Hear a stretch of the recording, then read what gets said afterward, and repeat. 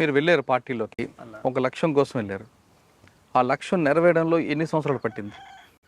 మీరు సమస్యలు చూశారు. అన్న మీరు అగ్రవర్ణాలకు చెందిన వ్యక్తి అయినా సామాన్యులు ఎలాగున్నారో అన్ని కులాలు మీకు సమానం అంటూ భావించి వెళ్ళారు. పార్టీలో కూడా పరిస్థితి వేరేగా ఉంది. అప్పుడు కొన్ని కొన్ని గ్రామాల్లో అయితే పార్టీకే పెద్దపేట ఉండేది. అవునన్నా, ఆ మూమెంట్లో మీరు వెళ్ళినప్పుడు గ్రామాలకు గ్రామాలే పార్టీ పార్టీ ఆర్గనైజేషన్ లో ఉన్నాయి. అండర్టేకింగ్ ఉండేవి. పార్టీకి పూర్తి పట్టున్న గ్రామాలు కొన్ని వేల గ్రామాలు ఉన్నాయి. అవునన్నా, ఆ సమయంలో మీరు వెళ్ళిన తర్వాత మీరు అనుకున్న లక్ష్యం నెరవేరే దిశకు వెళ్ళారా? అన్న నాకు తెలిసి ఈ పశ్చిమ ప్రకాశం కాదు,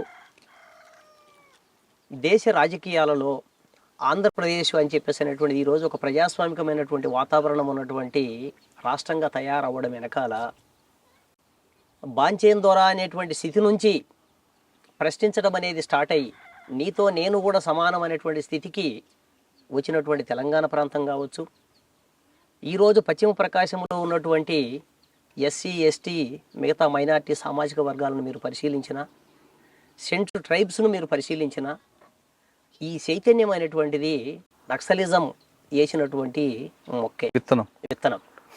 ఆ విత్తనంలో నుంచి అభివృద్ధి చెంది ఒక దశకు చేరింది. ఎందుకంటే నల్లమల చుట్టూతా చాలా రకాల పోరాటాలు తీసుకున్నాం. కూలి పెంపుదలకు సంబంధించిన పోరాటాల దగ్గర నుంచి మొదలుపెట్టి రాజ్యాధికారంలో మాకు సమభాగం కావాలి అనే దగ్గర వరకు ప్రతి అంశం మీద మన పోరాటం నడిచింది. అంత పోరాటాలతో వచ్చిన ప్రకాశం జిల్లాలోకి వచ్చిన పార్టీ అంత త్వరగా ఎందుకు వెళ్ళిపోయిందండి వెనక్కి? ఇక్కడ మనం అర్థం చేసుకోవాల్సింది పార్టీ ఓడిపోయింది కాదు, పార్టీ భావజాలం ఓడిపోవడం కాదు, ప్రజలు ఓడిపోయారు, రాజ్యము ప్రజలు కూడా ఓడిపోవడం కాదు.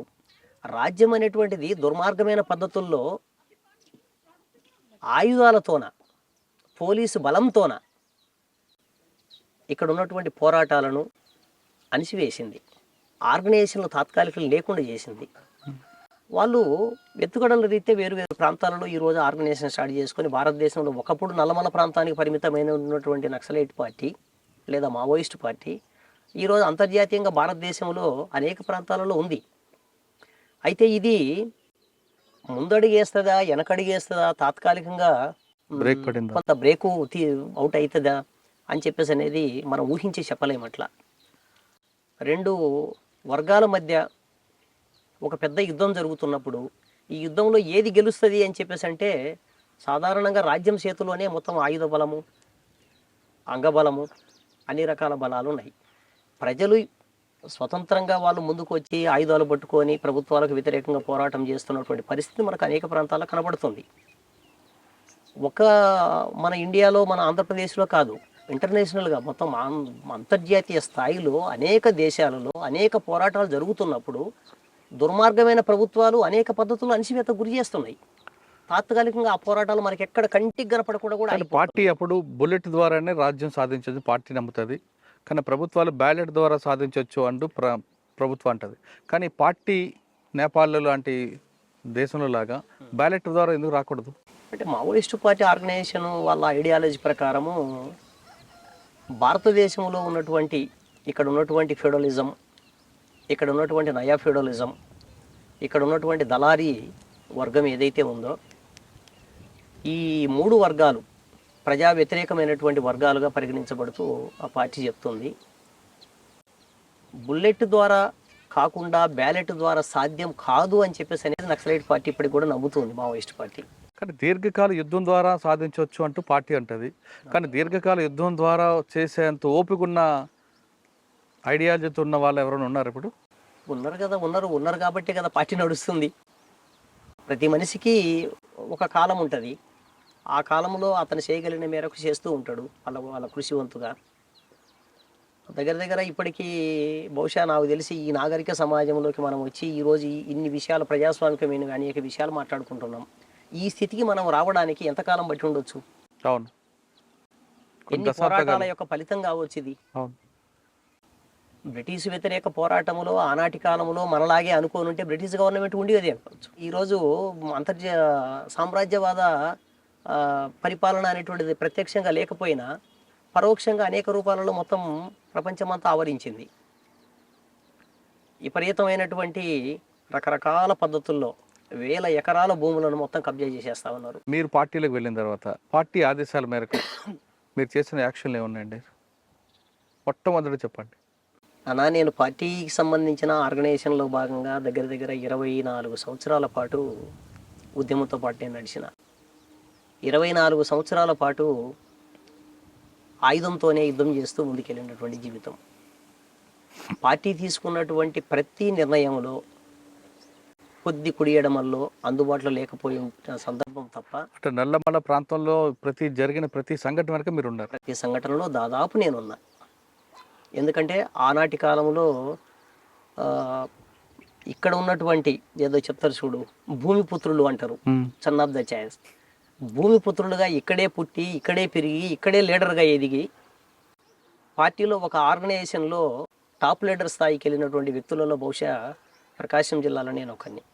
మీకు సమకాలీకులు ఎవరు అప్పట్లో? ప్రకాశం జిల్లాలో ఎవరు లేరన్నా. సింగాప్రసాదు అని చెప్పేసి నాకు జూనియర్ ఒక ఆయన ఉండే. మీతో పాటు తెలంగాణ నుంచి వచ్చిన వాళ్ళు ఎవరు ఉన్నారు? తెలంగాణ నుంచి వచ్చిన కామ్రేడ్స్ చాలా మంది ఉన్నారు. మాధవ్ అన్న నాకంటే సీనియరు.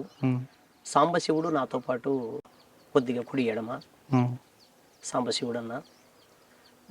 తర్వాత నాతో పాటు కమిటీలో ఉన్నటువంటిది అప్పుడు దేవన్న అని చెప్పేసి ప్రకాశం జిల్లాలో మా సీనియరు, మా గురువు కూడా ఆయన. ప్రకాశం జిల్లా మొదటి సెక్రటరీ నల్లమల ఫారెస్ట్ డివిజన్కి. అట్లా మెజార్టీ మంది తెలంగాణ కామ్రేడ్స్. ఓకే, మీరు చేసిన యాక్షన్లో రైల్వే స్టేషన్ బ్లాస్టింగ్ కూడా ఉంటుంది అన్న. రైల్వే స్టేషన్ బ్లాస్టింగ్స్ కూడా ఉన్నాయన్న. దిగోమెట్ట ఒకటి, ఇక్కడ దిగ్గంబొట్ల కిష్టాపురం ఒకటి. అప్పుడు పులి అంజన్నను పట్టుకొని చంపేసినారు. బహుశా ఇది 94 పులి అంజన్న ప్లస్ అక్కను ఇద్దరిని ఇక్కడ కొవ్వూరు దగ్గర పట్టుకొని చంపేస్తే దానికి నిరసనగా అనేక కార్యక్రమాలు తీసుకున్నాం. ఎంఆర్ఓ ఆఫీస్ బ్లాస్టింగ్ చేసినాము ప్రజలకు తెలియజేయడానికి. దీని ద్వారా బ్లాస్టింగ్ చేయడం వల్ల వాళ్ళు ఏం బ్రతికొచ్చేది ఏం కాకపోయినప్పటికీ ఒక విస్తృతమైనటువంటి ప్రజలకు హత్యలు చేస్తుంది ప్రభుత్వము, ప్రజల మార్పు కోసం పోరాడుతున్నటువంటి వాళ్ళను పట్టుకెళ్ళి చంపేస్తుంది అని చెప్పేసినటువంటి విషయాన్ని చెప్పడం కోసము ఆ రోజున్నటువంటి పరిస్థితుల్లో పార్టీ ఆ నిర్ణయం తీసుకున్నది. అందులో భాగంగా చాలా చోట్ల ఇక్కడ పెద్దారవీడి ఎంఆర్ఓ ఆఫీస్ కూడా బెయిల్ చేసినాం. దోర్నాల టౌన్లో ఉన్నటువంటి ఎండిఓ ఒకటి హాస్పిటల్కు సంబంధించిన ఒకటి ఆఫీస్ బెయిల్ చేసినాం. తర్వాత 3-4 రైల్వే స్టేషన్స్ బెయిల్ చేసినాం. ఇవన్నీ చేసినామన్నా. రైల్వే స్టేషన్లు పేల్చడం వల్ల ప్రజా రవాణా వ్యవస్థకి ఇబ్బంది కలుగుతుంది, ప్రజలే ఇబ్బంది పడతారు కదా. మీ పోరాటమే ప్రజల కోసం అన్న. అందుకని కాలక్రమంలో దాన్ని ఇంకా కంప్లీట్గా ఆపేసినాం. ఈ బస్సులు తగలబెట్టడం అనేటువంటిది అంటే ఆ రోజు జనానికి అది తప్ప రెండో ఆల్టర్నేటివ్గా లేదు. అంతకంటే పెద్ద పోరాటం చేయగలిగే స్థితిలో కూడా జనాలు లేవు. సో కంటికి కనపడినటువంటి ప్రభుత్వ ఆస్తులుగా ఉన్నటువంటి ప్రభుత్వం మీద ఆ వ్యతిరేకతతోన ఆ పని దళాలు, సానుభూతి పరులు, ప్రజలు అట్లా చేస్తూ ఉండేవాళ్ళు.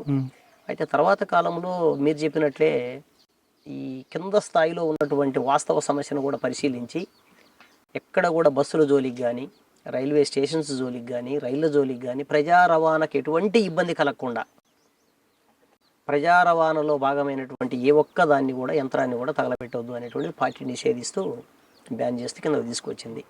అంటే ఉద్యమం ఎదుగుతున్నప్పుడు తప్పు ఒప్పులను ఎప్పటికప్పుడు సమీక్ష చేసుకోవాలి. ఈ సమీక్ష చేసుకోవడంలో భాగంగా ప్రజలకు ఇబ్బందికరమైనటువంటి అంశాల పట్ల చాలా జాగ్రత్తతో ఉండాలి అని చెప్పేసి అనేది డైరెక్షన్ చేస్తూ పార్టీ తీసుకొచ్చింది. అన్న, మీరు 24 సంవత్సరాల పార్టీలో ఉన్నారు. నల్లమల ప్రాంతం మీకు పెట్టని కోట, మీ పుట్టిన పెరిగిన ఊరు. అవునన్నా. మీరు వెళ్ళేసరికి కొన్ని సమస్యలు ఉన్నాయి, పార్టీలో ఉన్నాయి, ప్రజలకు ఉన్నాయి. మీకు గుర్తుండిపోయిన ఒక మంచి సంఘటన చెప్పండి. ప్రజల కోసం పార్టీ ద్వారా ఈ పని చేసి పెట్టానని. అంటే భూ పంపిణీ అవ్వచ్చు, కరువు దాడి అవ్వచ్చు, లేదా ప్రజల్లో అక్కడ ఉన్న చెంచుల్లో రాజకీయ చైతన్యం కల్పించవచ్చు. అవునన్నా. అన్న, స్వయంగా నా నాయకత్వంలో